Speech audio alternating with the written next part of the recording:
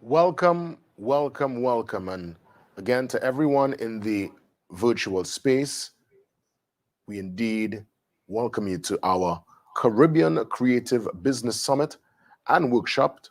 Of course, it's hosted by Aegis Business. And I want to tell you that session, today's workshop, of course, Aegis Business Solutions, making it possible for us to have these important conversations. And to me, this is such an integral conversation, especially at this point in time, because on a personal note, I too can understand and would have been one who, through the space of creativity and the arts, I was able to take myself and my family out of our circumstance. And this is a opportunity for us to embrace the economic sustainable growth. The possibilities are endless for those in the creative industry. And the Caribbean creative industry is largely an untapped market where, if you look at it holistically, with the right injection, capital injection, and incentives, we can truly revitalize our economy. There is always talk about diversification. But if we really want true diversification, we need to tap into the unlimited resource and the amazing talent that dwells within the creative space. And this is, of course, a local conversation and also a regional conversation. Now, to get this conversation going, Aegis Business Solutions has identified three areas that need further focus. Let's walk this through together. Development of business policies as it relates to data, governance, and business operations. Now, before I go into the second point, we always hear of the ease of business conversation. And that is one that, for business to grow, for creatives to truly expand, there must be ease of business. Also, collaboration between those in the creative sector and the Caribbean business and governing bodies to develop the industry. Second point. And the third point, getting entrepreneurs ready for business setup, structure, and management. Again, it goes back to that ease of business conversation. So again, I'm happy to have you in the space. Many thanks to Aegis Business Solutions for making sure we have this particular workshop going so that we can come out empowered and with that particular knowledge and structure to build going forward. I want to welcome to bring some remarks at this point in time.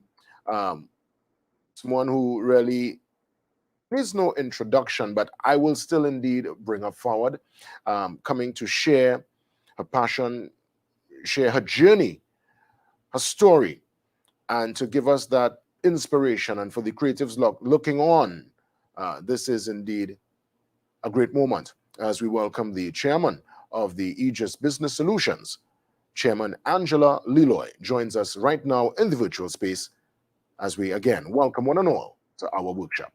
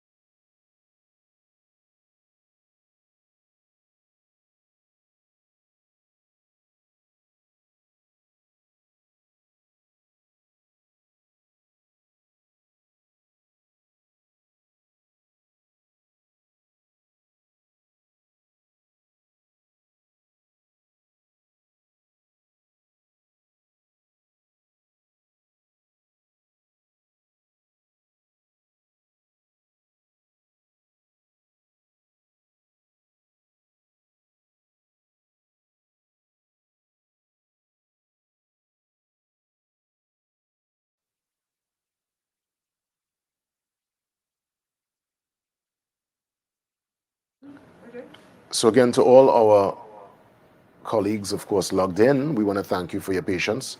As you know, in the virtual space, sometimes we might have the technical glitch here or there, but indeed we are set and ready to take in our opening remarks, our welcome address from someone who can really speak to this particular topic with passion, with purpose. Again, help me as I welcome the chairman of Aegis Business Solutions, Miss Angela Leloy. Thank you, Jason. I am really pleased to welcome everyone here to our Caribbean Creative Business Summit and Workshop series. Aegis' goal is twofold. The first goal is to help micro, small, and medium-sized business build a successful, sustainable business. We know only too well that as entrepreneurs, we are excellent at our craft and expertise, but we just don't have the solid foundation of business knowledge needed to manage a growing business. This is the fundamental purpose of our workshops to help you think about what you need to operate as a business, how your business transactions are captured and presented to your stakeholders. To run a business, you need to hold two hats, your creative side and your business side. At Aegis, we have designed a simplified workshop program to cover key business function areas, including toolkits and guides to help you hit the ground running. We want to give business owners the exposure to these operational areas needed to take their business forward so that you can present your business at its best when you need to approach corporate partners, investors, and funding. And we know only too well how much of that we need. The second goal, the global creative economy, is big business and has emerged as the world's most dynamic economic sectors. In addition to our Aegis business workshops, we understand the continuous dialogue is needed between the private sector, governments, and prospective investors with the creative sector. At Aegis, we want the creative sector to be positioned where it is recognized and valued, the economic value and the cultural value. We have pulled together a range of experts to share their knowledge and experiences with you at our Creative Summit taking place at the end of the workshop's schedule at the 26th of November this year. Our team has crafted a robust program bringing together creative expertise and business expertise to help us gain greater understanding and forge networks for success. So, my famous line, as I say, if you are not networking, you are not working. Creative assets can generate economic growth, job creation, and export earnings. This is on top of it enabling us to promote social inclusion, cultural diversity, and human development in the Caribbean. We must all take steps forward to foster, protect, and promote our creative industry in the Caribbean. I hope you enjoyed this summit and workshops taking place and really engage with our speakers and presenters. Enjoy the discussions ahead and ask questions. I thank you.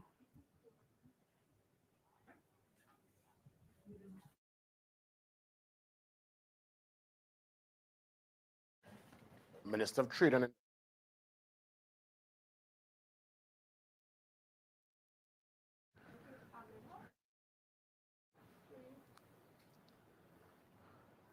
Ms. Leloy, we thank you so much for your words and indeed taking in some of what was mentioned. It's so true. So many of us, we have that particular talent. The talent is there. There is no shortage of the talent, but it's the business acumen, the ability to organize and structure and turn that talent into capital, into livelihood. And that's what today's experience is all about. And really weighing in on the conversation to give some further perspective, we want to welcome right now the Minister of Trade and Industry, Paula Gopi-Schoon, to come in and give us some remarks and, of course, give us the perspective from the powers that be, those with the ability to impact policy that will directly affect the small business, the creatives. So let's hear now from the minister. To deliver opening remarks at today's launch of Aegis Business Solutions Business Summit and Workshop Series themed The Future of the Caribbean's Economy is Orange. This unique event provides a forum for creatives from the Caribbean to acquire knowledge and skills in order to increase their earning potential. This timely event comes at the cusp of our COVID-19 pandemic economic recovery. This government supports and encourages private sector-led initiatives which seek to promote and develop our non-energy sectors in an effort to further drive Trinidad and Tobago's economic transformation. During the next 2 weeks, you will be part of a dynamic event that bridges the creative and corporate worlds. These workshops aim to sharpen the business acumen of Caribbean creatives, equipping you with the tools to operate and grow a successful business and to capitalize on the numerous financial opportunities available. The creative or orange economy is the symbiosis of human creativity, ideas, culture, intellectual property, knowledge, and technology. The United Nations Conference on Trade and Development, more well known as UNCTAD, defines the creative economy as one based on creative assets with a potential to generate economic growth and development. It encompasses a diverse set of knowledge-based economic activities such as advertising, architecture, arts and crafts, design, fashion, film, video, photography, music, performing arts, publishing, research and development, software, or broadcasting. In 2020, the United Nations Educational, Scientific and Cultural Organization, known as UNESCO, reported that the global creative economy generated close to US $2.25 trillion and that exports of creative goods and services were valued over US $250 billion. The sector is reported to have provided employment for approximately 30 million people worldwide. The creative sector's contribution to Trinidad and Tobago economy at this time is relatively quite small, but has been steadily increasing, generating $398 million TT, that is, and $394.6 million TT dollars in 2019 and 2020 respectively, according to the Central Statistical Office. Caricom has developed a master strategy for services 2020 to 2024, which includes the Caricom strategy for cultural and entertainment services. And this new strategy is premised on achieving the following: strengthening the region's intellectual property rights framework, establishing regional creative hubs, create districts and clusters, establishing new financing mechanisms, including cultural and entertainment startup funds, incubators and accelerators, and also strengthening the intersectoral linkages between the creative sector, tourism, broadcasting and information communications technology sectors. The strategy's expected outcome is an increased capacity for Caricom's cultural and entertainment services sector that contributes to the investment, the employment, output and exports from the region. The importance of the creative economy as an engine of economic growth is recognized in Trinidad and Tobago's National Development Strategy, Vision 2030. And under Theme 4, Building Globally Competitive Businesses, the creative industries has been identified as one of the new and emerging sectors prioritized for further expansion. The government is therefore implementing targeted support mechanisms for this sector as part of a wider economic transformation program.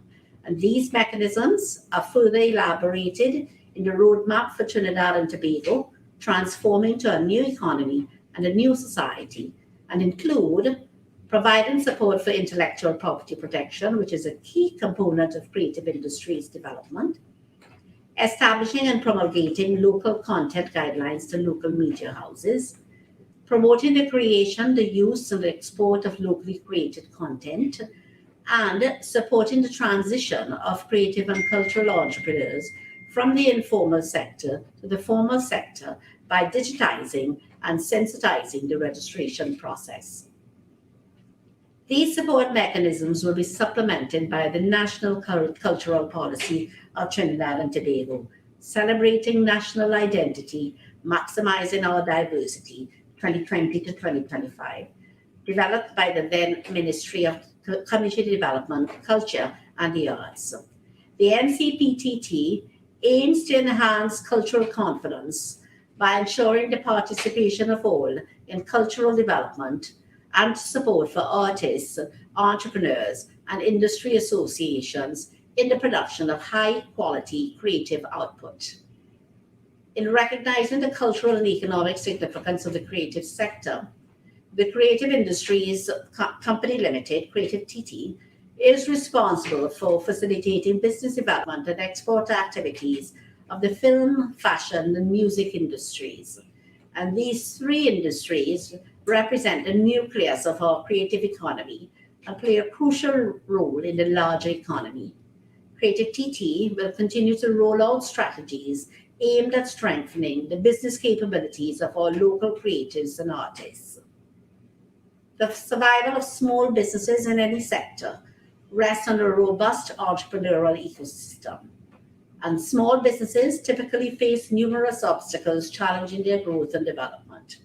Therefore, this government, in partnership with business support organizations and other key stakeholders from academia and the private sector, is implementing a suite of programs and initiatives designed to provide redress for commonly faced hurdles.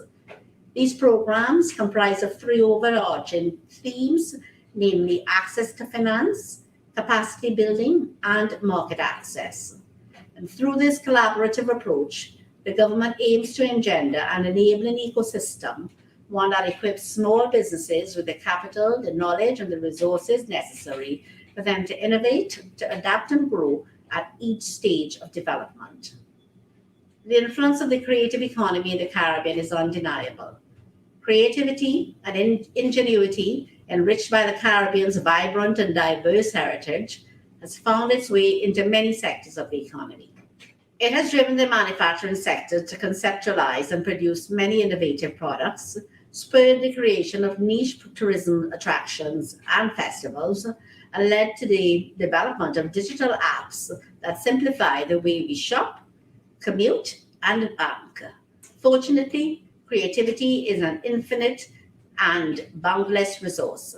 And indeed, the government and the region are doing its part to provide the other critical components to ensure further development and sustainability of the creative economy.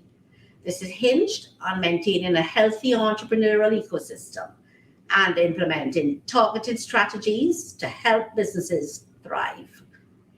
Aegis's Business Summit and Workshop Series supports this goal.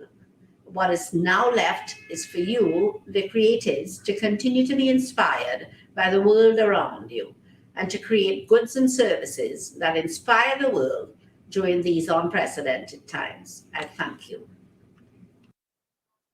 And indeed, we want to thank the Senator, the Honorable Paula Gopi-Scoon, Minister of Trade and Industry, for her words and really laying out a particular blueprint and of course, a course as to what's the particular policy of government to assist with the creatives and small business. As we continue with the discussion, we want to welcome from the Caribbean Export Development Agency, Executive Director, Mr. Deodat Maharaj, to give us the Caribbean's perspective on the critical role small businesses, in particular those in the creative industry and economy, also known as, I learned this today, the orange economy, what role they have to play in economic development, competitiveness, and trade for the Caribbean. My friends, let's listen and get the perspective of Mr. Maharaj. It's all yours.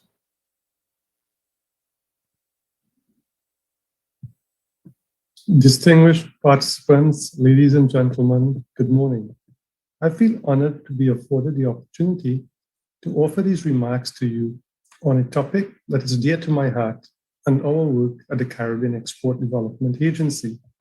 The creative economy represents a powerful potential engine of growth for Caribbean countries. As the Caribbean Export Development Agency implements our new strategic plan over the period 2021 to 2024, entitled Building Business, Transforming Lives for a Resilient Caribbean, we recognize this sector forms a critical pillar as the next frontier for Caribbean business. It is estimated that the average contribution of the creative economy to the GDP of the Caribbean countries hovers around 2.2%. UNESCO estimates that Jamaica's creative economy contributes 5.2% of the country's GDP, generating revenues of close to Jamaican dollars $2.2 billion annually, and accounting for 3% of total employment. Closer to home, in Trinidad and Tobago, recent estimates of Carnival's specific contribution to the economy put it at Trinidad and Tobago dollars $1 billion. While in the OECS, foreign exchange earnings by the creative economy ranges between 20 to 25 million United States dollars annually. I am confident that the creative economy can contribute even more to the economic development of our Caribbean economies. In developed economies such as the United Kingdom, the creative and services economy adds 13 million pounds every hour to the national economy.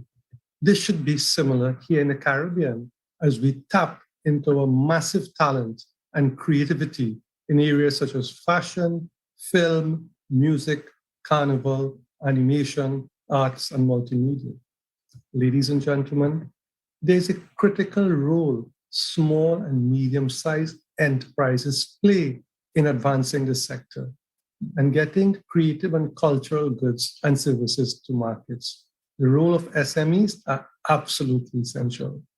One of the core beliefs that underpins the work of Caribbean Export is knowing that SMEs in the economic structure can generate high-quality niche jobs, foster sustainable Caribbean economic development, and increase productivity and quality of regional exports. The Caribbean region is truly at a critical crossroad, at a time of great challenge, but also one of opportunity. COVID-19 in laying bare our vulnerabilities as an essential dimension of the challenges that we face.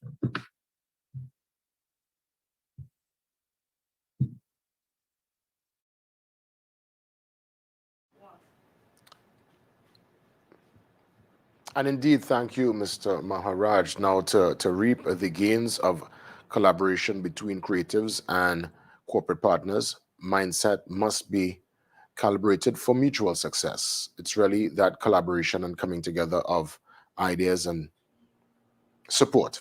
Now, the last 2 years, as we all know, it's really been challenging, and this is even more critical within the creative sector. And it is very easy to get distracted and become derailed. Now, it is important for creatives and small businesses to have the right mindset and to be surrounded by those who can motivate them and encourage them to press on. Which brings me now to our next guest, someone who will join us live. So let me just ensure that he's hearing me, seeing me before I put forward the introduction. A great friend, indeed, one of Trinidad and Tobago's most talented sons with the music. Well, let me do the introduction first, and then we'll see if indeed we are coming and we are smooth within the virtual space. Now, Kasey Phillips, it's a name synonymous with excellence, and his particular role as being, of course, Precision Global, of course, his role within the realm of the music as the music CEO and music producer. He can attest to the point of mindset, motivation, passion, purpose, and he can indeed inspire entrepreneurs and those who have that particular movement and rhythm to the music. Now, it's in Kasey's blood, really and truly. He's been around it for his entire life. But the reality is he has taken his particular style and his particular approach, coupled it with business acumen, and he is testimony to true success. And of course, he will continue to grow. Let me just welcome Kasey. Kasey, you hearing me loud and clear? Yes, I am. Good afternoon.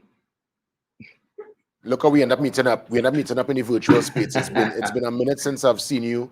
I know everybody would have been hunkered down for the last couple of months, but it's great to see you regardless. You too, man. Thank you for that great introduction.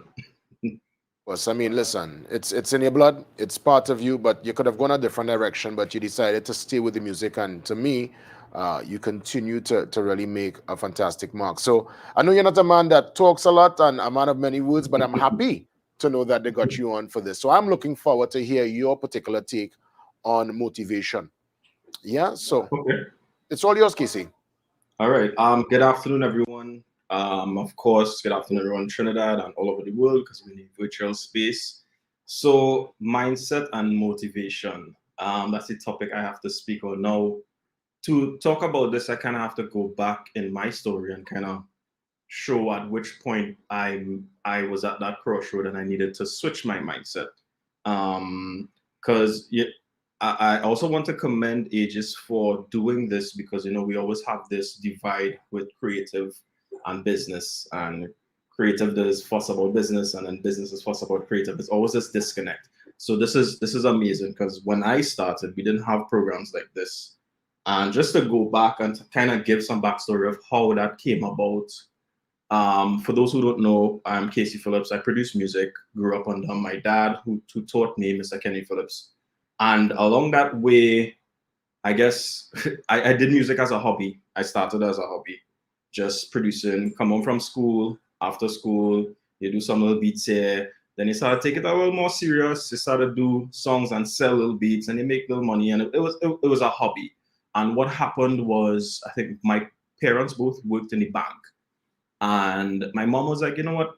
You should go to the bank and just get a dummy loan. I'll call it a dummy loan, just to build your credit rating with the bank so that when you really need a loan, they're not going to be like, well, we don't know you. So I was like, all right, let me try this. Me not knowing anything.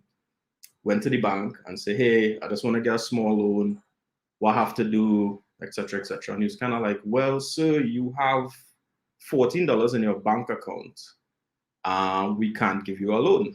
And I was like, what do you mean? I'm making money. He's like, yeah, but not here. We don't see anything. And me not knowing, I was ignorant to this whole process. Me not knowing, I was kind of heartbroken. I was like, so why did they want to give me money? I have songs on the radio. People paying me money. What kind of thing is this? And I really had to sit and be like, all right, Kasey, something not right. And my both parents being in the bank was like, all right, you probably need to take this a little more serious. And with that, I had to now say, okay, cool. This is what happened. We have this Kasey Phillips as a hobby, as a producer, still taking it as a hobby, not so serious. Now I have to now transition and branch into now making this a brand and a company and a registered business. Me not knowing anything, had to kind of figure this out on my own, start talking to accountants and peers who would know this, and I had to make the leap of, all right, time to take this career as a creative to now be serious. And these steps, I mean, I won't go into all these steps, but just some of these steps was like registering the business, making sure you set the trail of money, meaning the business gets paid, then you pay yourself a salary. It's not you taking money just in your personal account. And all these things I had to learn and as we say, shift the mindset to now getting serious. That's on one side. Now on the next side now, on the business side and the business sector with creatives, there's always this disconnect where creatives feel slighted, business persons feel that creative not serious, and it's always this disconnect. And this is part of the reason a lot of creatives, they just want to work. And I mean, I'm guilty of this on my creative as well. We do things in a way where if the vibe is right or the moon and the stars don't align, we're not going to do it. So it's very I mean, creative and emotional. That's how we creatives thrive. But in that, we kind of have to get serious and realize, hey, we could be creative, but we just have to make sure the business is in order. Either we do it ourselves, we hire somebody. But if the business is in order, we can't get the funding, we can't get the support, we can't get the help from the business sector that we need. And we're just going to always keep doing this as a hobby or fighting up, for lack of a better term, to make it. And I mean, for me, I also had a junction where I wanted to leave. When I say leave, I wanted to leave the Caribbean space and start to do more mainstream music, pop, hip hop, R&B, because I was like, the Caribbean thing, soca, calypso, it cool, but it ain't really paying like that, and I really want to do something bigger and better. This was years ago, and that was really my goal. It was like I need to ship out, and along the way of getting, I guess, setting up the business and getting it in a way where I could leave, making sure the business was sustainable, because with Carnival, I do soca a lot with Carnival, it's seasonal. So having to get the business sustainable, we had to look at different alternatives. We had jingles, carnivals around the Caribbean, you name it. So getting the business sustainable in that journey and figuring out things like streaming.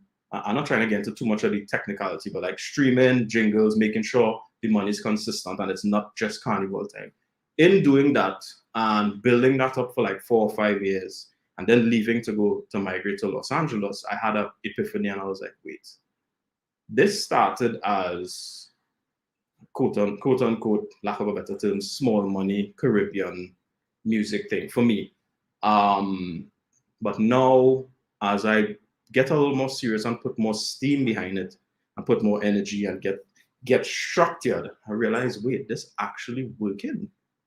Something is actually working. This is actually sustaining me to go and pursue my bigger dreams.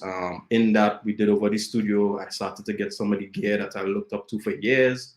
Moved to Los Angeles, just built another studio. I was like, wait, there's something working here.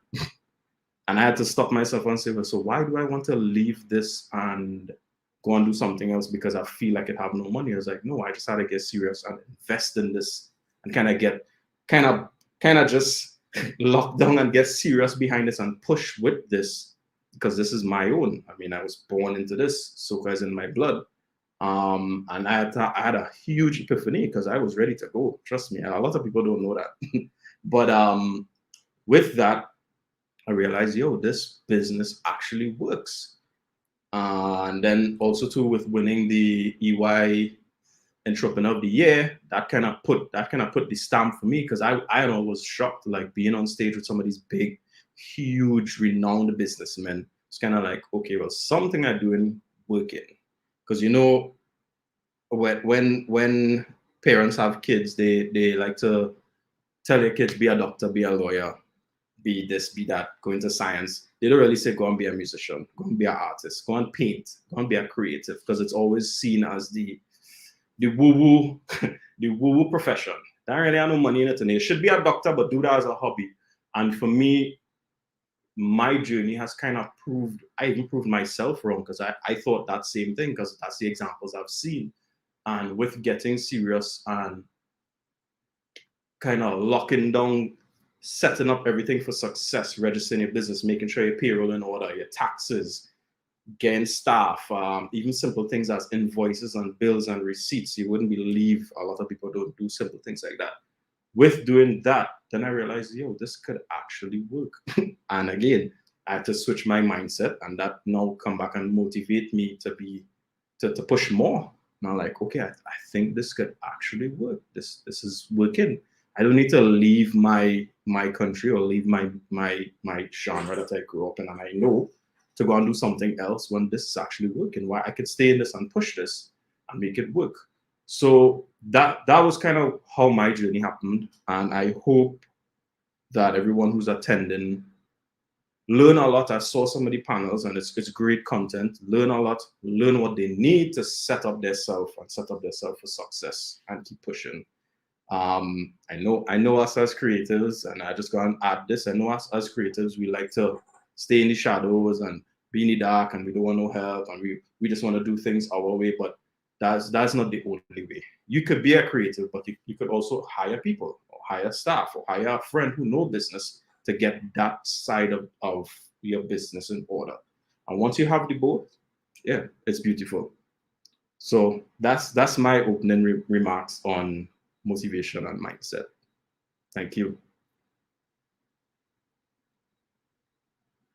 I just want to mention many thanks for your story, and I think it's important also for us to have conversations with our contemporaries, our colleagues. I mean, you're younger than me, but yet still your story there is given even someone who's been in the business as long as myself, motivation to really understand that it takes a certain understanding of self, understanding of your position, and wanting a little bit more, understanding the brand, your brand as a creative, and putting some business acumen to that brand. So again, well done, and all the best out there in LA. And I'm glad you identified Los Angeles, because when people hear LA, they might feel it's lower Aranguez, Casey. And it's Los Angeles, partner. You really bite the bullet and you went out there. So again, thanks for sharing the story, Casey, and I hope that we could hear more from you soon. Thank you. Casey there, touching base, amazing story indeed. And it started with his dad, Kenny Phillips, huh? And he continued in that vein with the music. So it is truly, truly tremendous. Now we get ready to explore getting into, again, mindset, motivation. This is within now that space of communication, the importance of communicating our vision. We want to welcome a great friend, singer, songwriter, producer, actor, of course, director, and I would say a Trinbagonian to the bone, a man who bleeds red, white, and black. From the Three Canal family, Wendell Manwarren joins me to share the importance of pitching your creative vision. Wendell, welcome. Happy blessings. Yes. Pleasure to be here. So greetings and salutations, one and all. My name is Wendell Manwarren, and as I said, it's a pleasure to be here with you today in this session. Aegis Business Summit Workshop Series. Yeah? Congratulations to all involved, and a hearty thank you to the organizers, Aegis Business Solutions Limited, and I want to wish all participants a really solid session going forward. I'm not here so much to talk about pitching. The last time I had to make a pitch, I had got the heebie-jeebies, and when they said, "What's in it for me?" I was like, "Oh, you mean what's in it for you, right?" So I'm over that now. I've been in the business for like more than 30 years. We've run a business, a very successful business to some degrees, but in many ways, we face with the challenges that all small business creatives face in these parts. So let's talk a little bit about what I've been asked to talk about: communication and pitching to investors or potential investors, for people in the creative field seeking funds to make their thing, happen. So yeah, you can scroll along. First time I'm using a teleprompter too, so it's all good, right? Yeah, moving on. So yes, I have been tasked with speaking to the idea of communication for pitching the creative vision, harmonizing better business communication between micro, small, and medium enterprises, especially those in the creative sector and the corporate Caribbean. So that's a lot of fancy sounding words, and as a rhapsoman and a practitioner of the power of the word and the rhythm of the word, suffice it to say, I am a man of words. I love and respect words, but more than that, I am very careful with words and try my utmost to discern meaning and seek understanding so as to avoid any confusion going forward. There's an old African proverb of the weaver and the smith. It is said, the weaver weaves the word and the smith forges it. And so we are careful with the word, for it is that which glues time into eternity. It is the deliverer of knowledge, the transport of meaning. So guard what leaves your mouth or does not, lest your descendants echo your confusion.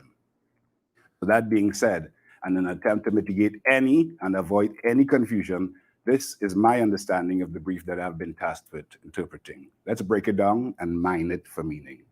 Communication for pitching the creative vision, harmonizing, etc. Communication, the imparting or exchanging of information or news, or the successful conveying or sharing of ideas and feelings. Pitching, or to make a pitch, to try, to obtain, to acquire, to get, to bid for, to make a bid for. Creative, relating to or involving the imagination or original ideas, especially in the production of an artistic work. And vision, the ability to think about or plan the future with imagination or wisdom and or a mental image of what the future will or could look like. And of course, to harmonize. Well, I'm a music man, so harmony for me is about music, adding notes, making things sound good, work together, fine-tuning everything, and making everything consistent and working in one accord. All right? So that is the breakdown of my brief. So far, so good. Fairly straightforward and noble in its intent. How do we engage in effective and mutually respectful discourse and exchange of ideas towards forging mutually beneficial relationships? How do we learn to speak a common tongue, or rather get over our tendency for in-speak or jargon, and find the means to be understood as to understand? How do we take time to not just talk to or talk at or talk around or about each other? How do we truly take time to not just hear, but listen and learn from each other?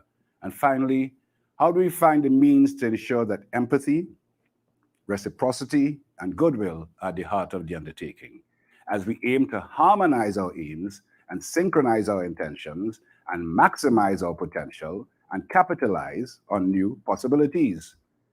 As we begin this series of discussions and workshops towards bridging the divide between two very significant but largely disconnected players in our current ecosystem, we must seek to build bridges and forge trust and encourage robust interdependent partnerships that are respectful of each other's skills and talents and philosophies.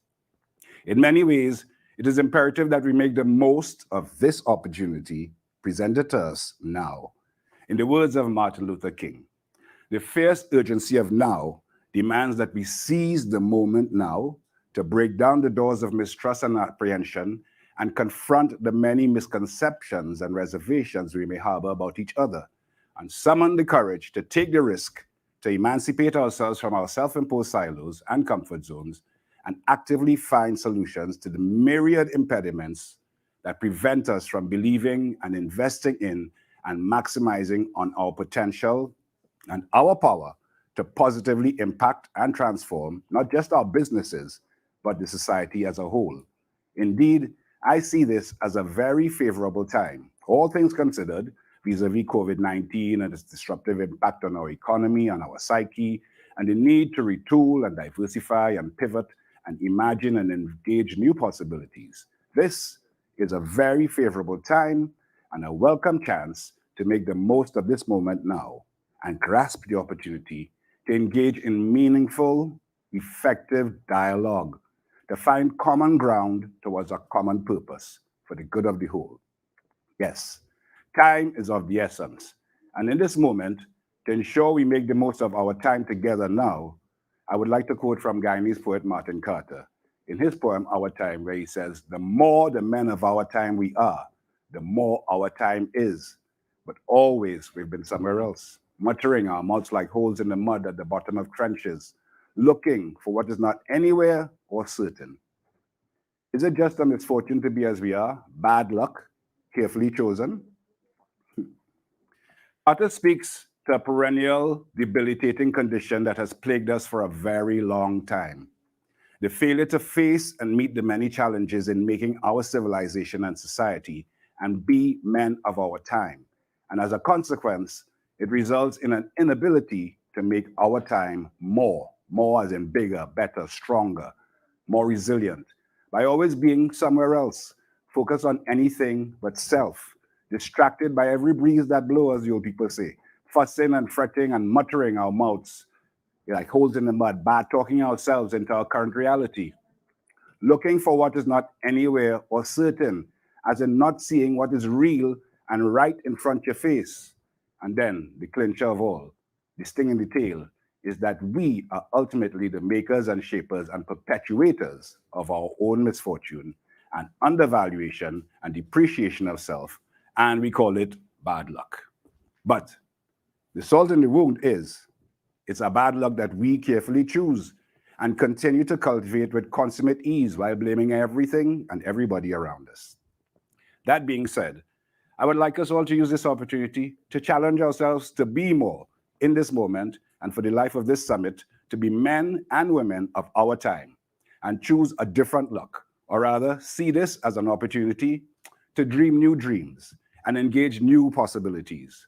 For Carter ends his poem on an encouraging note by urging us to use our well-earned frustration and fury as a result of our history that endures as a hangover and infects and informs everything we do today, to use our fury as a catalyst for positive change. He says, badly abused, we fail to curse. Our fury pleads, yet fury should be fire if not light? And what is the mother of fury, if not ours? For any man and for any time, one dream is enough. This is true. Martin Carter also famously said, I do not sleep to dream, but dream to change the world. So I say today, now is the time to be men of our time and dare to dream to change the world, or at least our world, starting right here, right now. Like Martin Carter and Martin Luther King, I too have a dream that one day we will truly be able to capitalize on our cultural capital. But in order for that to happen, a major attitude or paradigm shift is required right now. The shift that is required can only be likened to when we went from seeing the natural gas that was a byproduct of our oil exploitation as waste and of no known value, a mere byproduct of our oil industry that was flared for years until someone dared to look at it differently and explore the possibilities of capturing and packaging said gas, and thus LNG was born as an industry right here, envisioned locally, led by multinational investment of capital and technology, and the rest, as they say, is history. It is therefore essential that in order for us to truly seize the moment and benefit from the potential of our cultural capital that not only defines us as a people and fills us with an immense sense of pride and power, we must muster the cultural confidence, to use a term from the inspirational Prime Minister of Barbados, Ms. Mia Mottley, and make use of our imagination and invoke the equivalent radical move that was undertaken by those early pioneers of the gas industry and stop taking our gifts for granted and treating it as a waste or byproduct of our being or living, and truly begin to value and validate them as potential sources of income and significant potential contributors to the national economy by making that bold shift in attitude and perspective and invest the necessary belief backed by serious capital and appropriate technology that will result in that fundamental turnaround that will take us from where we are to where we imagine is possible. In conclusion, I see the Aegis Business Summit and Workshop Series as a crucial opportunity at this precarious time for creatives and investors to get off our respective high horses, get out of our proverbial silos, and bridge the long-standing divide and challenge the multiplicity of assumptions and judgments that continue to bedevil and prevent us from finding common purpose towards a common goal. So starting right here, right now, may we consciously use this opportunity to actively seek solutions and explore possibilities that take us beyond where we are to where we may be by maximizing on this opportunity for real communication to flourish and ideas to blossom and bear fruit that redounds to the benefit of us all. Thank you for your attention and big respect and bountiful blessings. Wendell, I just want to join you for a moment because, someone is looking on Janine Charles Ferran. She said, so interesting, don't take your gifts for granted, don't waste the gifts. Yeah. Do you think that this pandemic, and I don't want to bring that doom and gloom into the conversation, but the pandemic caused creatives to truly understand and pivot in certain ways and find dynamic ways to, I would say, restructure their whole approach? We have to reimagine everything. The pandemic literally brought what we did to a grinding halt in real time, exchanging our energies with people in real time, and forced us to do that pivot that everybody is required to do at this point in time. And of course, that sense of taking for granted what we love and what we've put our passion in for so many years and suddenly seeing that taken away from you was quite jolting and sobering. So that's why I really welcome this opportunity. And don't take this for granted at all. So anybody who sign up, I say, let's make the most of this moment now. Right conversation in the right time. Yeah, man. Indeed. Blessings. Every time, Strength. every time. Niceness. Wendell, indeed, a real icon, living legend, a man who, when he speaks with passion, he speaks his truth. And if you take a moment to listen, there's lots to learn. Now, we can't talk about creatives and have this space and do give a little injection of energy. That's why we want to take a musical break at this point in time and welcome the amazingly talented Mr. Strings. And before we bring in Mr. Strings, let me dedicate this particular performance here to the Sagicor family, our corporate partners. They're logged in, they're enjoying the vibration. And to the Sagicor team, we thank you so much for your continued support. So to everyone in the virtual space, let's take it in. It's Mr. Strings inside our summit and workshop.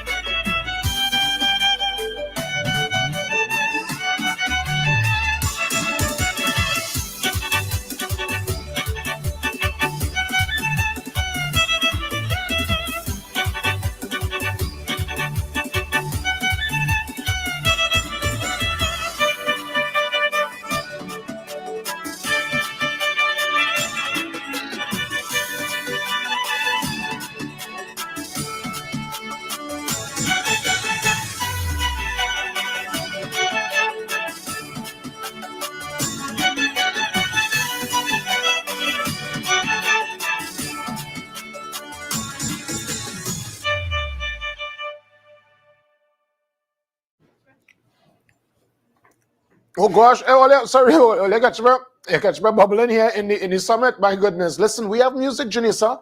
Janissa just said online, we have music. Yes, we have music. We can't do a session on creatives and don't bring in someone who is in that particular vein, who is in that space. And rightfully so, we brought in Mr. Strings, who is actually one of our, I would say, brand ambassadors, brand advocates. He believes in this summit. He believes in the vision, in the purpose.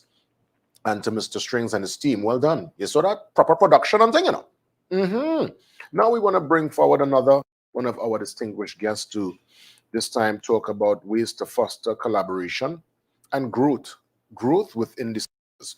Now, we're talking here communication between creative and corporate. And in the Caribbean, this is very key, as we would have mentioned earlier, to connect those two entities so that ideas could be exchanged, there can be guidance, and there can be new channels and avenues to work together. I want to welcome Fazeer Rojan from 103.1 FM radio, announcer and program director, to lead the discussion in that regard. So let me make sure that Fazeer is hearing me loud and clear. Fazeer? Loud and clear. Great to have you. Are those books behind you or records? Books. The books. Okay. For a minute, I thought it was records, but nonetheless, Fazeer, it's great to have you on, and I look forward to your discourse inside the summit. So You take it away. Thank you very much, Jason, and thanks again to Aegis for this incredible opportunity. It is an opportunity that I feel very blessed to have received, because this is a subject matter that I happen to not just feel very passionately about, but one that I have been, of late in particular, working passionately toward behind the scenes and in whatever way I can. Just a quick correction, which I'll get to later on, but I'll just insert this here as well, Jason. So I'm no longer the program director at 103. I actually resigned from those managerial capacities in around 2015, and part of that decision to leave those corporate capacities was to pursue creative pursuits, which is exactly what I'm attempting to do now, and hence the reason for my delight in being able to share some information and some insights in today's session. So we're talking today about the creative economy and creative entrepreneurs under the theme harmonizing communication between MSMEs, micro, small, and medium-sized enterprises, and the corporate sector. So I want to start off by putting my cards on the table and letting you know that in my capacity over the last 20 years working on radio and thereafter becoming the program director at the station and working in promotions for some time, I have had the opportunity over those 20 years to interact quite intimately so with many artists, entertainers, musicians, and other media personalities, staffers, announcers, and other creatives. I've also had the opportunity to interact with a variety of marketers and those who are on the digital spectrum, in particular digital marketers, etc. I was also able to, and that's on the traditional media front. On the digital media front, I myself am a creator, having trained, done some training at Lockjack with in digital marketing as well, and I try to collaborate quite a bit. So I know the struggles of the creator struggles as well. And I have also been exposed to theater somewhat. I've been an avid theater enthusiast, or fan, I should say, really.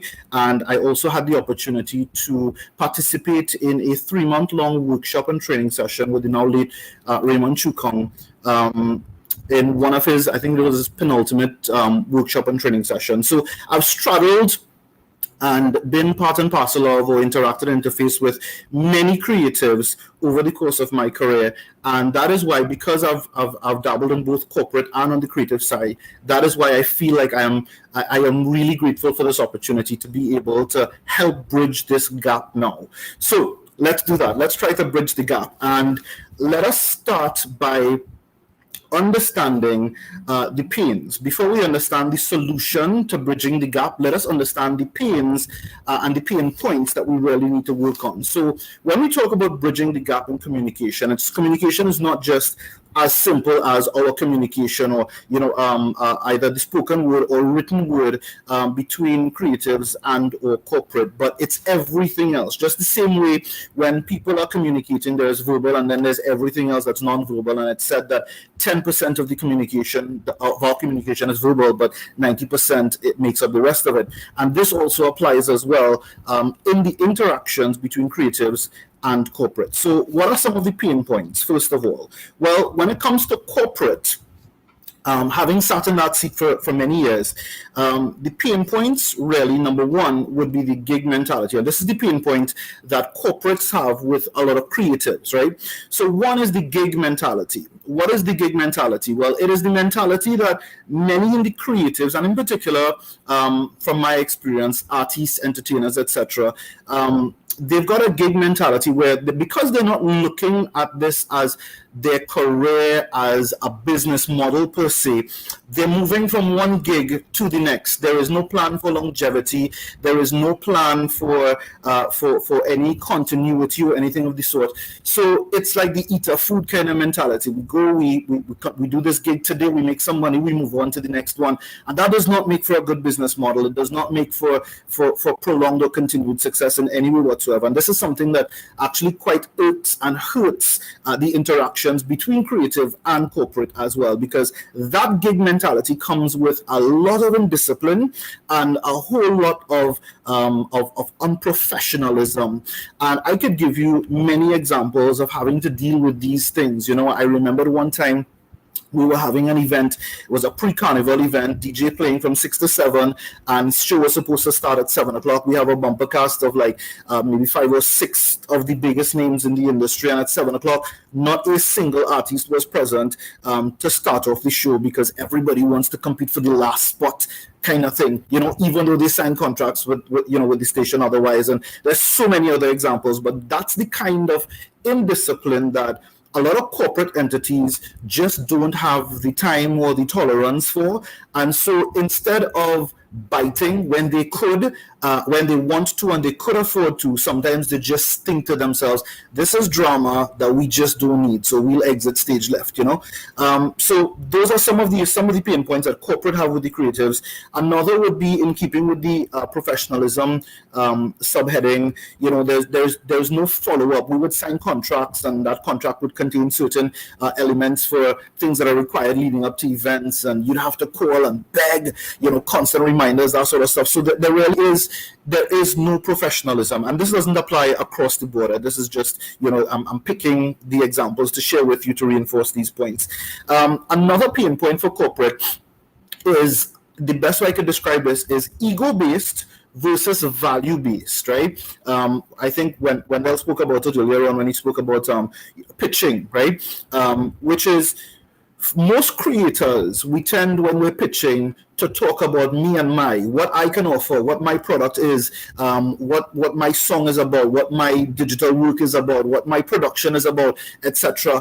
But I mean, you gotta, if you're asking for people to buy it, you gotta find the common ground that will make them want to buy in, not just for you, but for themselves. Companies are going to buy in much more easily if it is that you are able to show them how there's value in this for them. But because the conversation or the narrative tends to be so ego-based at times, this is me, this is my work, this is my production, and I deserve sponsorship, and you all are being stingy and selfish and not supporting the arts and not supporting creatives, and how will we grow?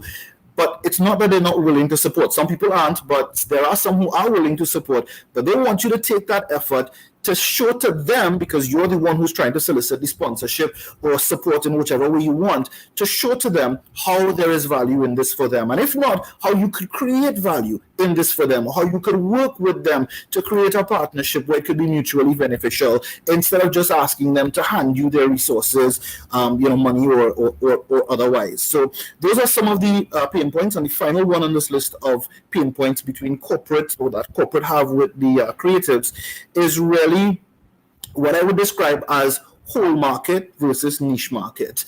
I found in particular on the digital spectrum that many creatives, there's a saying that when you try to talk to everybody, you end up talking to nobody, and the same applies. So many in the creative space, artists, entertainers, and content creators as well, sometimes we try to make our content so all-encompassing. It's like we're trying to attract everybody. We want all the views and all the likes and all the airplay and all the everything else, because we think we're going after the whole market. But the smarts in this is really in niche marketing, and this is where it is. And when you start thinking niche market, instead of necessarily just going after everything and everybody, that actually, although in your head you might think it's niche market, so it's a smaller market, it's a smaller slice or share, it actually opens up a lot more doors for you, because a lot of corporate interests, a lot of corporate entities are more likely to bite into you, your product, your offering, your content, your whatever, your work, if it targets the same market or interacts or intersects with the same niche market that they are also going after. There are very few companies in the country that are all about whole market penetration. We all have some sort of niche market that we either deliberately or just by circumstance happen to get. So we have to start thinking whole market versus niche market. Now, those are the corporate pains. Being a creator and being on the creative spectrum as well myself, some of the pain points for the creatives as it pertains to their interactions with corporate include things like, one, as we mentioned, no support, no funding. That is the perennial cry from creatives toward corporate. No opportunity. There are many creatives who believe that, or feel rightly and sometimes unjustly so, that corporate isn't creating opportunities for them. They have a few set artists or a few set people that they go after, and there's no opportunity unless you know somebody or pull a string and that sort of stuff. And of late, I can tell you, especially with the advent of social media influencers and the like, that has been entirely disproven. That has gone out the door almost, at least in that regard, because there's so many people who have just created good content and they have carved their own market, and corporate comes flocking to them. Think Letter of the Day, think so many other people and spaces without calling names, per se. So opportunity is available, but we tend to think it's not available just because it's not coming our way. And the whole subject of connection. Sometimes you feel like if you don't have the connections, you won't have a chance to get in.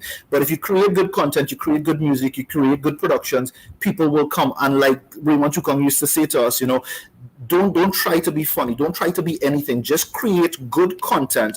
Put out a good message, and people will come. It may take people a while to come, but people will come. So a little bit of patience is also key. So another pain point that creatives have with corporate is the jargon. And I don't mean to knock on even this session, but I listened very attentively to the opening remarks, for instance, from our honorable minister, and her points were extremely valid, salient, etc.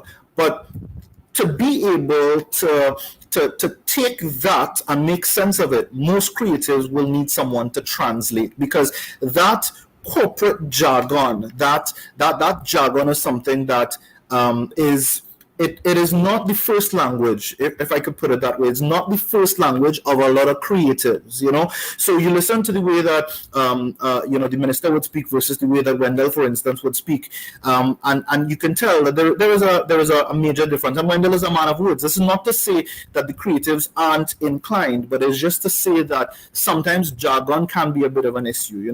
Creatives tend to write and speak as they speak, and sometimes in the corporate world that could either be misconstrued, or sometimes it just seemingly isn't good enough. So the jargon is a bit of a barrier as well. So if we're creating content like this for creatives, we also have to be very careful to ensure that we don't have golden content, but it then needs subtext, or it needs closed captions and a translation in order for it to be well received by the creatives that it was in fact intended for. And the final 2 points on this subject would be, when it comes to pain points, would be administration, finance, taxes, time misuse. We talk about ease of business, and let me tell you, if we're talking about creatives seeing themselves as a brand and really taking themselves seriously and operating as a business and as a business entity, I have to say, and many have spoken about it before as well, the notion of the whole line of ease of doing business in Trinidad and Tobago is something that I think is easier said than done. It is not true, right? It is not true. Just not to mince words, it is not true. And this is at least the perception that most creatives would have. It can seem daunting, inundating, overwhelming, and this is something that, one of our speakers, when we talked about mindset, spoke about it earlier on from Precision Productions.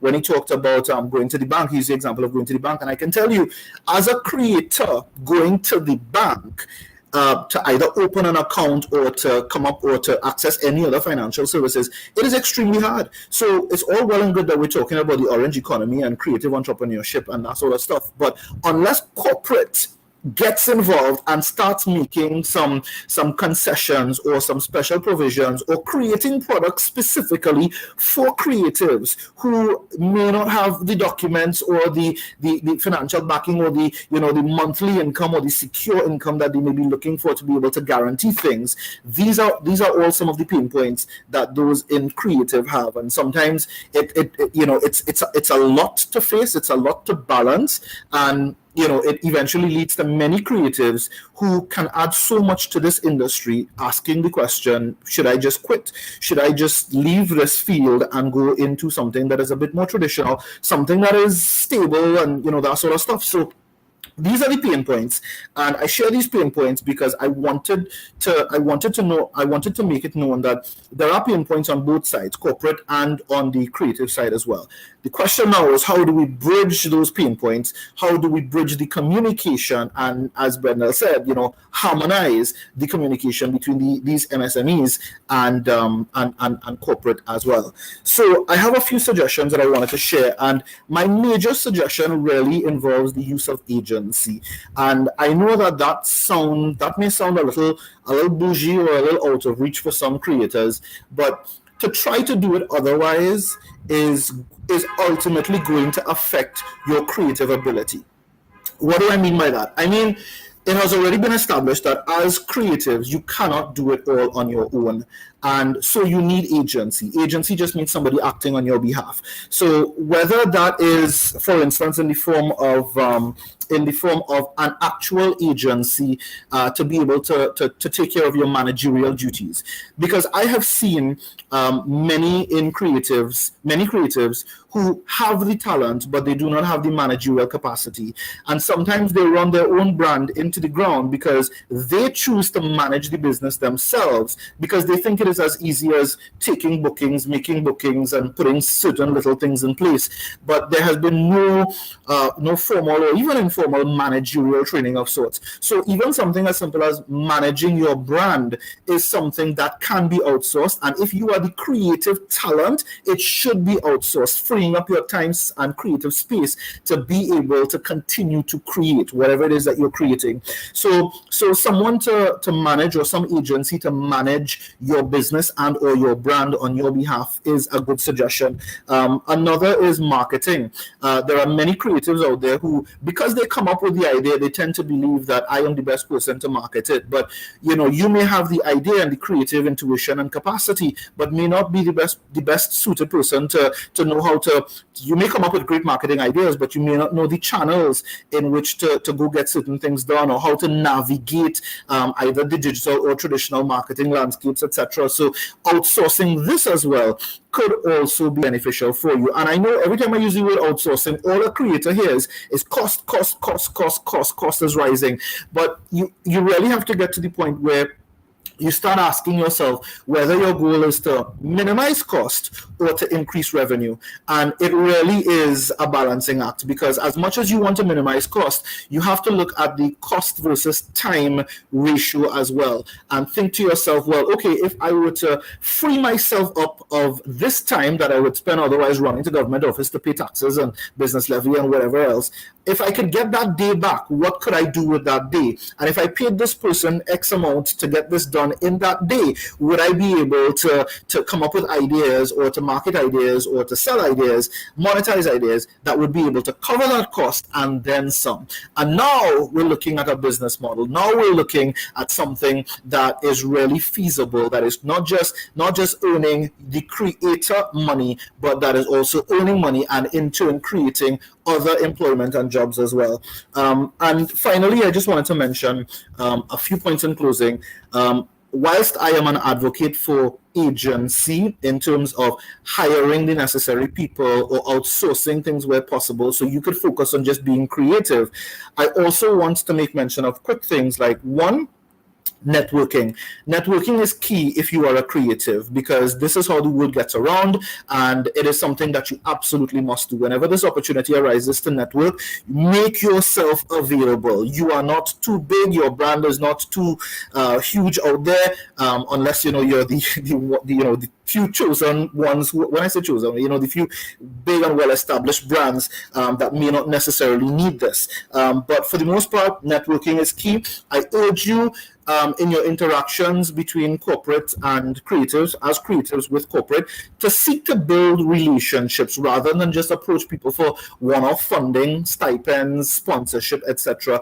Try to build a relationship with corporate. Now, a lot of influencers now have been able to do that, so they've become brand ambassadors for the business. It may or may not pay a lump sum. Sometimes it works on commission, or if you're doing affiliate marketing for them, or whatever sort of arrangement you have in place for them. But all of these little drops in the ocean count toward turning your passion into profit, and that is the overall picture. You have all of these incredible creative knacks and abilities that you have been blessed with or that you have honed over the years, and you want to pursue your passion, but you also have to make sure that this is also feasible.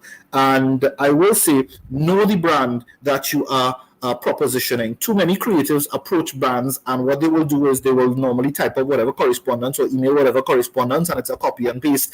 And that doesn't augur well with a lot of corporate entities. They want to know that you've taken the time to research their company, to know a little bit about them, to understand their brand, their tone, their culture.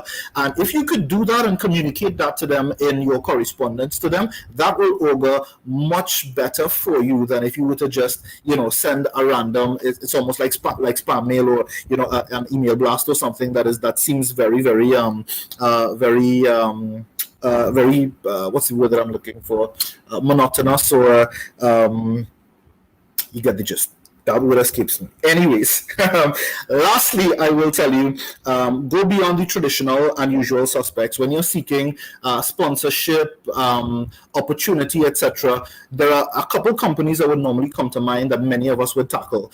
And I urge you to go beyond that. A lot of smaller businesses now, with the advent of social media, they are willing to partner with creatives. They are willing to do things, and new opportunities has now been created. Like, I remember having a conversation with Jamel the entertainer, and he was recommending when we were in the peak of the pandemic, if you are an artist or a musician, or you own a studio and you weren't getting jobs, you couldn't go out and perform, hey, get in touch with some business that was struggling and maybe offer to do a jingle for them at a reduced cost. So when we talk about the business having to pivot, these are all notions and ideas that we have to consider. We have to start to think digitally now. Whatever creative space you're in, how does that creative space exist in the digital world, on the digital spectrum? How do you market there? How do you earn business? How do you earn your business there? And in just to jump the convo a little bit, how do we access the channels of distribution? Distribution channels, when you think of companies like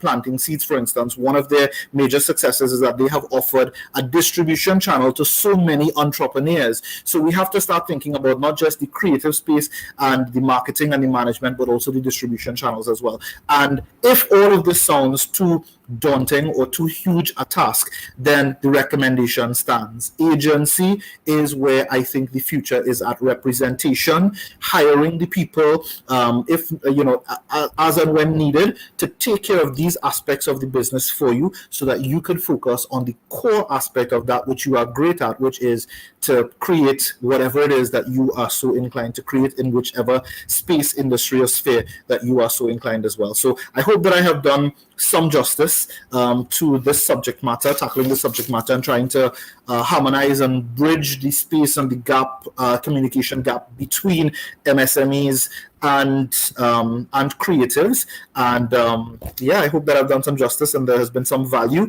And I thank you again for the opportunity I've been a part of this session and to share with you. Thank you, Jason, and thank you again to Aegis.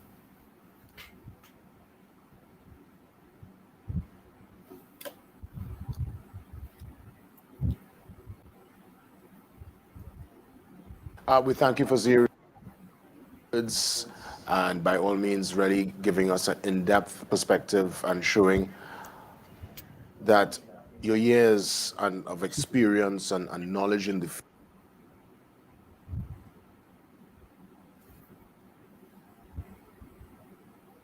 and share the experience. So the younger ones coming up can more or less have it a bit, I don't want to say easier per se, but there can be a smoother transition into success.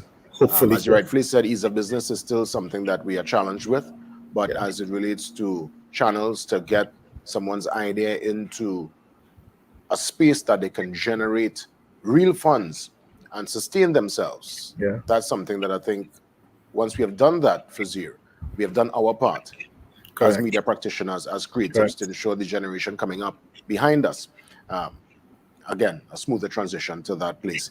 Fazeer, all the best. Thank Be you, safe, and we will talk soon. Keep up. Bye-bye. We look at some of the comments there before I bring in my next guest. I'm seeing Janissa St. Hilaire's on the chat room. Vonette Bigford, she said, great discussion. Janine Charles Farre, who has been part of the discussion from the very start, says, teamwork makes the dream work. Someone says to Big up Jamil, the entertainer. Huge kudos to planting seeds, and we just, great talk from Mr. Fazeer. Lots of folks in the discussion in the chat. To continue with the discussion, to really give us perspective and overview as to what we can experience during the summit and the workshop, I want to welcome from the Aegis team, the head of business development, Miss Melissa Cobham, and she joins me now on set to give us an in-depth perspective, give us at least a direction as to what we can experience in the days and weeks ahead. Welcome. Thanks, Jason. Thanks for having me. And also, thanks for joining us on this venture. We have been talking about creatives and small businesses since I'm working here, and that's more than 10 years. And given the pandemic, we realized how difficult it was for this industry in particular. We're like, you know what? Now or never. Yeah. We definitely need to do this. And we know it's a challenging road ahead, but they say you have to start in order to be great, right? So we have started.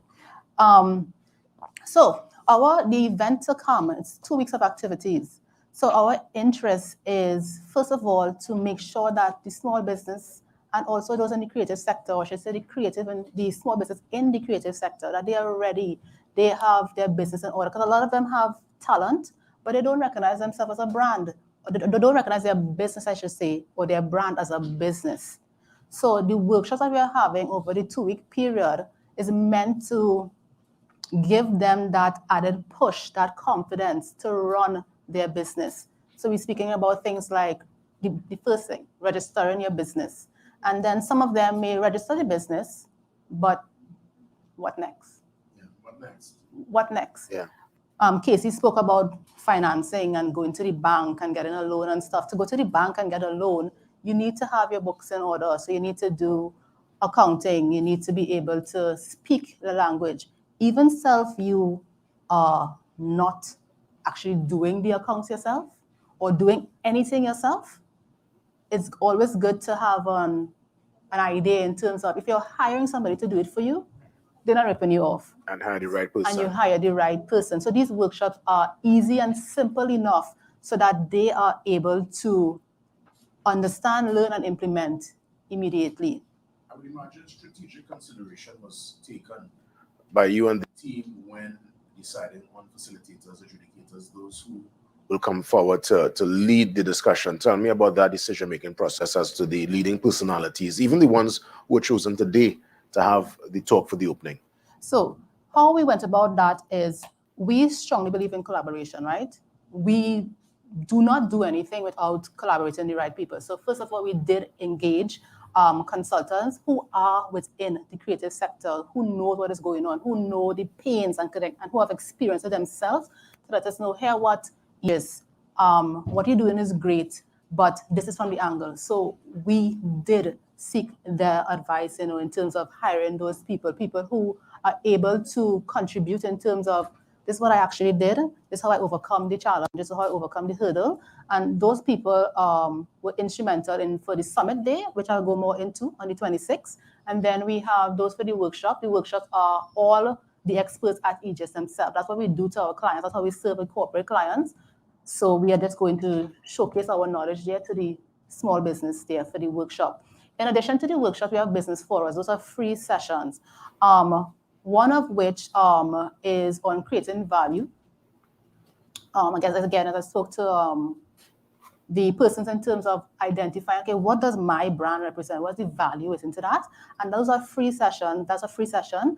There's another one with governance. A lot of people don't like to talk about governance, but it's more about forgetting the word governance, but it's more about understanding what it means to be in business. So you register a business, and most of us when we register a business, first of all, under director, you're like, okay, mom, you're a director. You don't know who's the director. You just say, mom, you're a director, without understanding that mommy may not have the right qualities to be your director. So we're going to talk about that. We're going to talk about in terms of how do you pay your directors? How do you pay shareholders? How do you issue shares? So that's another segment that's happening as a forum. We have a marketing session because in today's world, you have to market yourself. Yeah. That's one of the forum. And our sponsor, Sagico, they have a forum on, or should I say a workshop, on Tuesday the 23rd, financial planning for micro entrepreneurs. So that's 10 o'clock, another free session. We end off the entire 2 weeks on the 26th with the summit. And the summit was in mind for helping creators become investable. What does that mean? So I heard Wendell spoke about it. I heard Kasey spoke about it.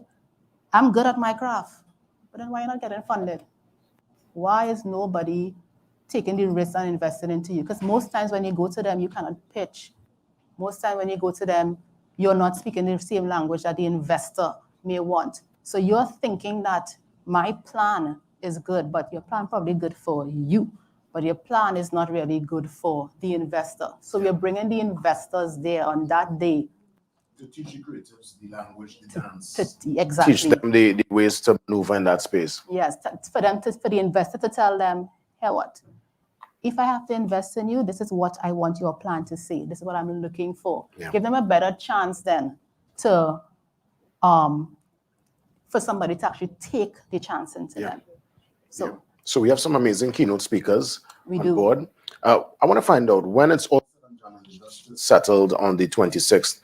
Will the content of this summit and conference be out there for folks to consume and to, again, take in and internalize? So when it's all settled and done, the contents of the summit would be there probably in pieces and parts and stuff. We intend to partner with other companies and stuff to tell us, again, to teach us, well, not actually to teach us, but to partner with us in terms of what is needed for the ecosystem. We don't want it to be a one and done something. Our intention is to get our fellow corporate persons on board with us because we know that the creators have a lot to say, a lot to contribute to our economy, to the Caribbean economy.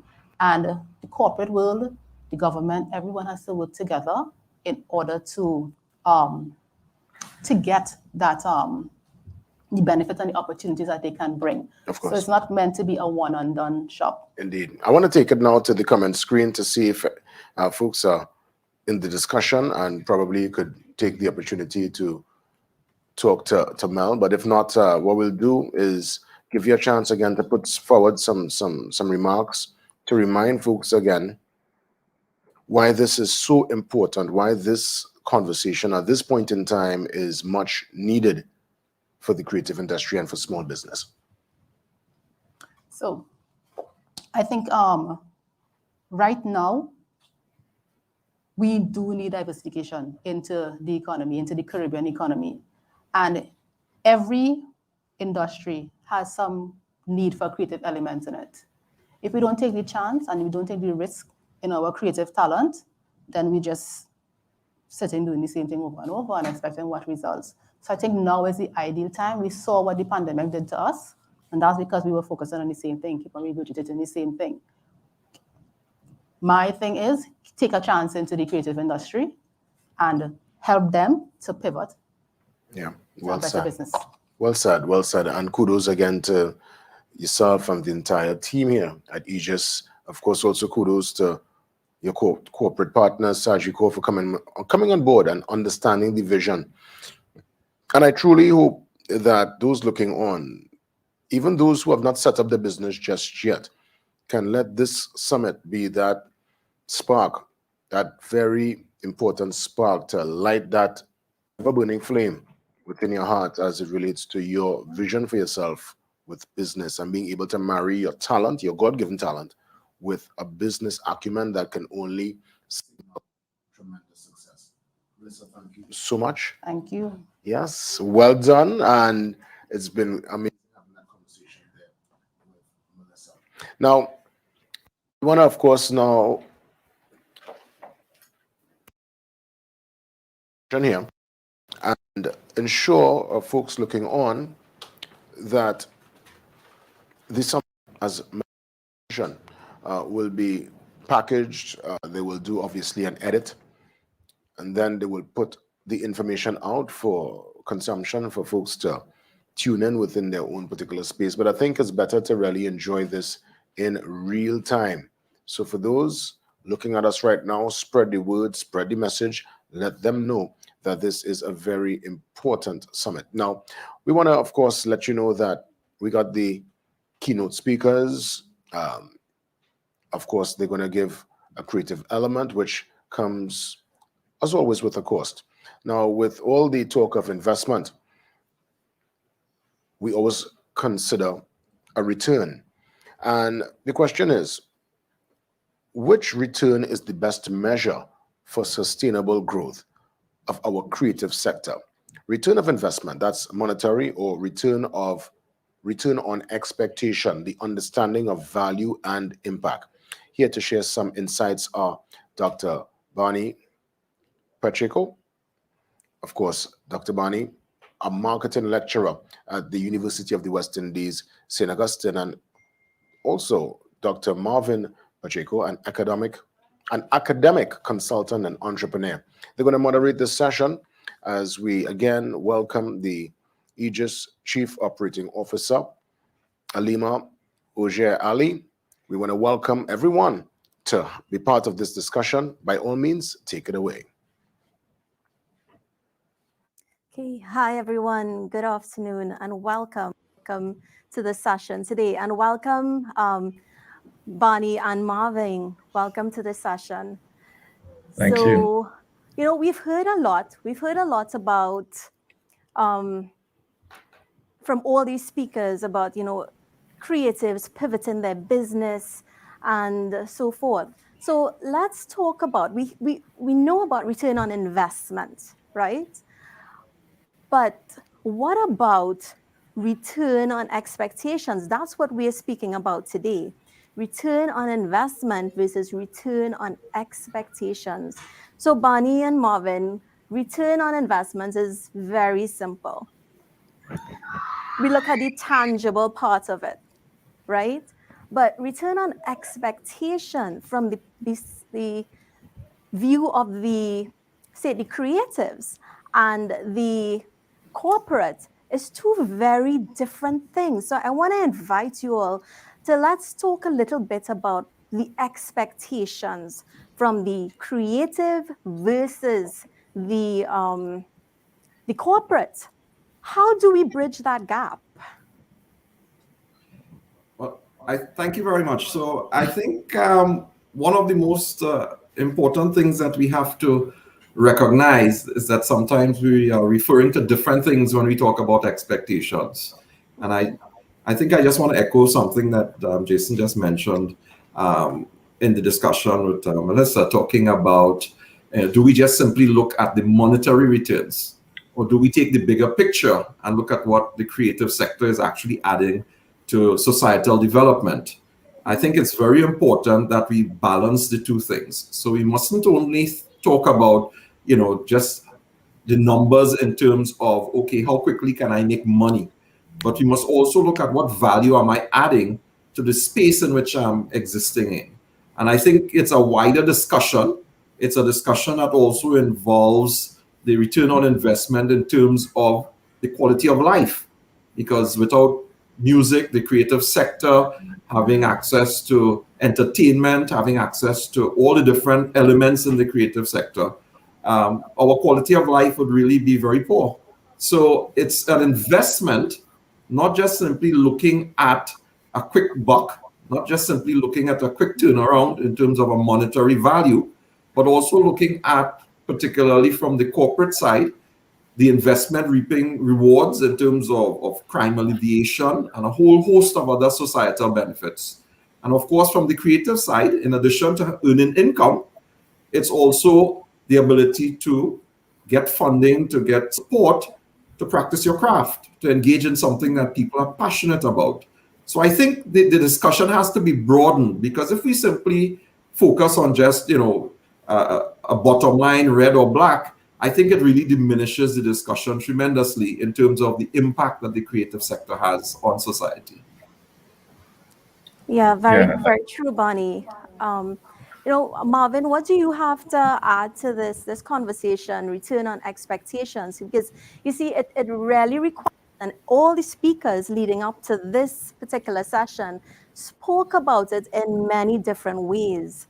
So and it does require some level of, how to put it, I guess, paradigm shift or mindset shift. So, what do you have to say about this, Marvin? Yes, and to go along with that, also quite a degree of patience as well. It's not an overnight, return. It is something that it has to be nurtured and has to be sustained over a longer period of time. So it's important that there's that understanding from both sides. And I think the speaker before mentioned it's about building a relationship over time that can be mutually beneficial in so many different ways. You can leverage the creative, skill set for your corporate entity. It makes align it with your brand and build it into your brand identity. And on the creative side, you have access to a customer base and an audience that may already be associated with the corporate entity as well. So moving away from just looking at it at dollars and cents, there could be a trade of value, right? Yeah. So mutual beneficial sharing of services and value is really where both entities are going to benefit substantially in the long run. Yeah, you touched on something really important there, brand, right? Because all the creatives have their own brand in their own right. They know what value they bring because they're passionate and this is their talent. And it's sometimes difficult for them to bring that forward because they're able to produce, the expectation of what they're able to get on return is not very aligned to perhaps what corporate is willing to bring forth. The things you think they can do in order to bridge that gap. And you touched on it, brand management, but that also leads into the conversation about marketing themselves. And then you both are experts in that area. So, how can you do it? I think the journey starts with understanding yourself as a creative in terms of what is the value in what I have to offer. Because ultimately, in order to attract any attention, whether it be financial or an audience or any kind of support, you have to be offering something valuable to the market. So I think some self-diagnosis, some introspection is perhaps the first step on the journey to understand exactly what are the things that I have to offer that other persons see as valuable. I think too often persons consider what they're doing and they consider it from their own perspective rather than from the audience's perspective, from the other parties, other stakeholders. So I am confident in what I'm doing because I believe in what I'm doing. The question then becomes, do other people see what I'm doing as valuable? And sometimes that takes a certain amount of humility to accept the fact that I may be the only one who sees it as valuable. And what I'm packaging and what I'm offering is not being done in a way that really signals the value. So I think understanding self-awareness on the part of the creative, then being able to communicate that effectively. And that's where the marketing really kicks into high gear, because it's no good having something that's really valuable, but you can't tell anyone else about it in an effective way. You can't communicate that value. So communicating that value is the second step. And then, of course, attracting an audience, getting attention, because it's a very cluttered landscape. People's attention is very divided. So cutting through the clutter that exists in the marketplace of ideas, where everyone is clamoring to be heard and make your voice heard, is a real challenge and a real skill that has to be developed in order to sort of engage on this journey of having a successful creative endeavor. Yeah, definitely. Yeah, Marvin, do you want to add to this? Because one of your sessions is a stepping stone for the creatives, because Yes. we want to inspire. We want them to be all motivated after the session, but we also want them to start to take action, right? And your session brings a certain element out there, which is your consumer, your growth, and so forth. So, Marvin, you want to kind of talk to us a little bit about how that adds value to them? Yeah, so just to go one step further from what Bonnie shared, not only do you communicate it But when you get the opportunity, it's important that you deliver, right? So the implementation aspect of it is really crucial, and that's something I want to, touch on in my session. Practical takeaways of different strategies, different tactics you can implement that would help improve that delivery. So to go along with it, because there's a reputational risk that goes along with putting yourself out there. As creatives, you basically open yourself up, you pour yourself into your craft, and you put it out into the market. And you need a really tough skin. So that's why, to minimize that reputational risk, to minimize that any negative feelings, you want to have structure to go along with it. So implementable steps that you can take that can help you deliver that value after you've done the hard work of creating it and communicating it.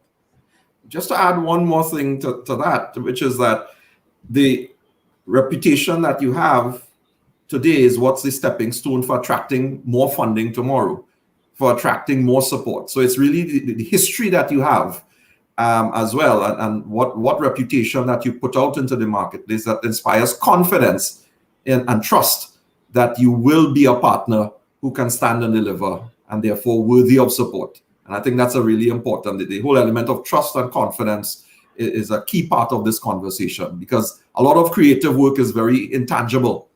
It's really a credibility business, and people have to have that faith and trust in the creative personnel that they will in fact be a partner that is in it for the long haul and can deliver over time. So I think that's really important. To wrap it up, Barney, because it's really about understanding what perhaps the investor is looking for, and the investor is willing to take that risk in terms of the creative. Because like we spoke of earlier, we cannot imagine a world without creatives, or even small to medium-sized companies, because they make up the bulk of the GDP of our country. And someone said it before, one of the speakers, we're looking at diversification, and this is where it starts, by us trusting and taking that leap of faith now to start to encourage the creative and learning their language, but they also need to learn, to bring that structure into their businesses. And it starts now with all the opportunities that is now within their space to now take that step. Yeah, so any closing comments, from the two of you? Well, I think, one of the exciting developments is really the whole role of digitization and technology, which is really transforming the conversation that we're having around the creative sector. And, very exciting developments, things like crowdfunding, for instance. I know we're talking about going to the banks and so on, but a lot of creative personnel are actually looking at crowdfunding, skipping the whole formal financial sector, and actually looking at just regular contributions from people who enjoy what they do. Being able to reach a wider audience through digital spaces. And I think that's really where a lot of progress can be made. And I think, with the right mindset, with the right infrastructure and the right plan in place, the vision that we all have for the creative sector can be realized. And to the investors, again, I want to reiterate, it's important to be patient. It's important to, be a bit less conservative with your risk taking. There is a lot of opportunity to be gained from partnering with creatives, with investing in the creative sector. We're just basically one hit song away from, being, a huge revenue earner, or one exciting painting that is really valuable. So it's important to just understand that the opportunities are there, and it's important to just be patient and be willing to take the risks. And, in terms of the, we spoke in the beginning, we spoke about the return on investment versus return on expectation. And I think it's also important for the corporate to now understand that in some instances, some policies, Barney, you spoke about fintech and crowdfunding and all of that. So in order for them to get access to that funding, What do you think they need to bring to the table in order for them to now move forward? I think it's very important to become funding ready. And what do I mean by that? Essentially, what we are looking at is creating a profile for the creative endeavor, the business, the small micro enterprise that really wants to attract funding, where you have your house in order, meaning that there's a certain organization to documentation. There's a certain skill set. There's a team that is in place. So essentially what we're looking at is all the different functional areas. It has to go just beyond being good at creating something to actually having some business acumen. And that's obviously something that I think this conference is great at instilling some of that and sharing some of those tips. And beyond that, having thought leadership in an area. Because far too often we just have persons sort of doing their little thing somewhere that no one knows about. And therefore, it's very difficult for people to be attracted to invest in something where there's no confidence that there will ever be a return.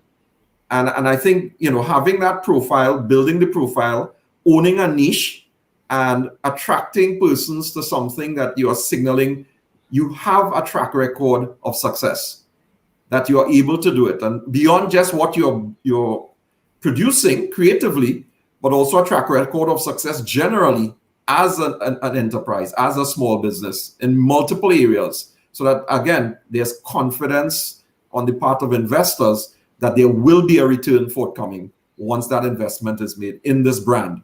And people are willing to partner because they see the value in what is being produced. And they're confident that it will be produced in a way where there is strong management skills that will support the creative process. And I mean, if you're really small and you don't have the resources, I want to encourage you to form part of networks, and barter services so that you can leverage each other's strengths. So there's strength in numbers, right? You can mitigate some of your weaknesses by working with a strategic partner, and combined, maybe you deliver a product, that the synergies of your combination far exceeds your own, possibilities by yourself. So it's really important not to get too bogged down if you're limited by resources, but be resourceful in terms of, networking and partnering to make sure that you become investable, as Barney pointed out. Just to add one more thing, which is, also just incubators. There are a number of incubators out there, and it's really important that, those resources don't go overlooked, that there is help available that people can avail themselves of, in addition to, doing what they're doing to upskill themselves. I mean, this is really great insight. Thank you so much, Barney and Dr. Marvin Pacheco. I mean, we ended on a really good note, and in terms of just making use of the talent around you, leverage on the talent, and just get together, collaborate, network. As our chairman would say, if you're not networking, you're not working, right? So and just want to end it on that note, and I invite back our host. Thank you so much. Okay. And thank you very much. It was Thank you. Alima, well done there for moderating that particular discussion. As you rightfully said, what we heard from Dr. Marvin Pacheco, what we heard from Dr. Barney Pacheco were words of inspiration. And I love the part where he mentioned, where would we be without music, without dance, without the arts, without storytellers? Yes. I could only imagine, Alima, since the beginning of time, since come a little bit, Alima, before you exit. I just wanted to share this because I could only imagine since the beginning of time, in prehistoric days when we were writing notes on stone, there would have been a bonfire somewhere and people were telling stories. So being creative and the whole concept of business and commerce and bartering, and that would have been with us from the beginning of time. Absolutely. We, of course, made it sophisticated. We evolved. And now it's time to put a signature on it. Yes. And ownership on it. Yes. Thank you so much. Okay, you're most welcome. Indeed. Well said there from Dr. Barney Pacheco and Dr. Marvin Pacheco and Alima for doing such a fantastic job. Now, this brings us to the end of our opening ceremony.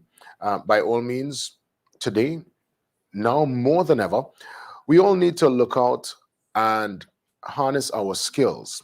We need to understand our gaps, and I encourage you to sign up to the online business workshops starting tomorrow, Tuesday 16th, to build your business skills. All workshops are online, delivered via Zoom, so you can head over to Aegis TT, that's AEGISTT.com//creative summit. All right, so this is where you can get tickets and register for the summit. Now, you don't want to miss this lineup, because to the business owner, the side hustler, the creative entrepreneur, invest in yourself, build your business knowledge, and turn your creative passions into profit. To corporate Trinidad and Tobago and to corporate Caribbean, explore and partner with creative businesses. Relook and rethink your corporate strategies to see how you can collaborate with creatives. Involve them in some of your major project plans and explore investing in the creative industry. As 2021 comes to an end, think about how you can collaborate with this sector in the new financial year. You can get your tickets online today to join all the workshops, and definitely join us at the Creative Summit on Friday 26th, where I'll be there with you again for the closing ceremony. And you can head again to www.aegistitt.com/creative/summit. Again, once you just type in www.aegistitt, it will come up there, my friends. Now, I have a special offer. You can use my code. Now, the code is simply this: OFF50. OFF50, all caps. This special allows persons to get $50 off each ticket purchased, and the special ends at midnight tonight, Monday, 15th November. Thank you for joining us today, and we look forward to seeing you at our first session tomorrow, covering how to set up your business with Aegis expert Lisa Crease. And for those of you thinking about taking your passion further, this is a great place to start. My name is Jason Williams, JW, and the next time you'll see me is on the 26th. Now we take you up with some more musical niceness. Of course, we can't be doing a creative and small business segment and don't give you some elements of entertainment. So again, our partner, someone who supports this project and supports passion and purpose, my friends, we leave you in the capable hands of Mr. Strings. See you on the 26th.